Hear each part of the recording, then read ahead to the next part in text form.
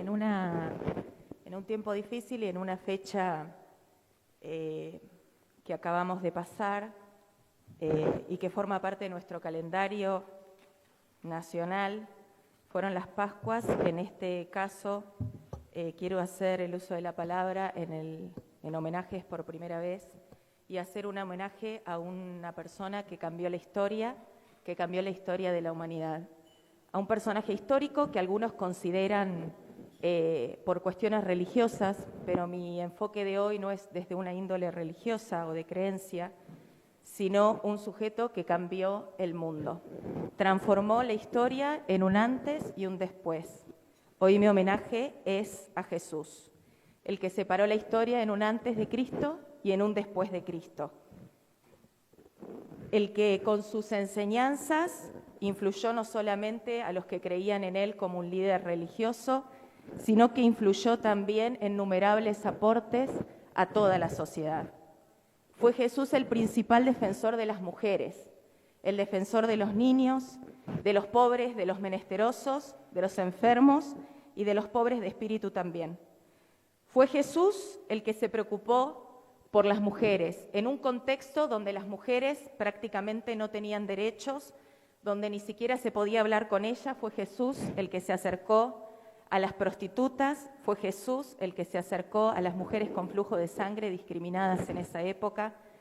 Fue Jesús el que con esas palabras que quizás todos recordamos, el que esté libre de qué pecado, que arroje la primera piedra, fue en el marco de una mujer que había tenido relaciones sexuales con otro hombre que no era su esposo. Digno en ese momento de ser apedreada, sin embargo, Jesús se interpone entre la gente y la defiende. Fue Jesús el que priorizó a los niños y dijo: dejen a los niños venir a mí, y que hay que ser como un niño para entrar al reino de los cielos. Jesús tenía esas enseñanzas. Jesús se interesaba en los pobres. Así fue tal magnitud que se interesaba en los pobres, que la gente que se acercaba a él decía posteriormente: voy a dar a los pobres la mitad de todo lo que tengo, y si he robado algo, devolveré 4 veces esa cantidad. Necesitaríamos que muchos argentinos y muchos políticos sigan las enseñanzas de Jesús. Fue Jesús el que se acercaba a los enfermos, a los que nadie se acercaba, a los leprosos, sanaba a los ciegos y levantaba al paralítico. Pero también fue Jesús el que con sus enseñanzas impulsó a que muchos otros las tomen y las pongan en práctica. La imprenta moderna, con tipos móviles, en el 1454 se inaugura por primera vez imprimiendo la Biblia. Fueron los reformistas, Juan Calvino y Martín Lutero, los primeros precursores de la escuela primaria obligatoria, y fueron los primeros precursores de la gratuidad de la escuela a cargo del Estado. Ellos estaban interesados en que todos puedan leer y que puedan escribir.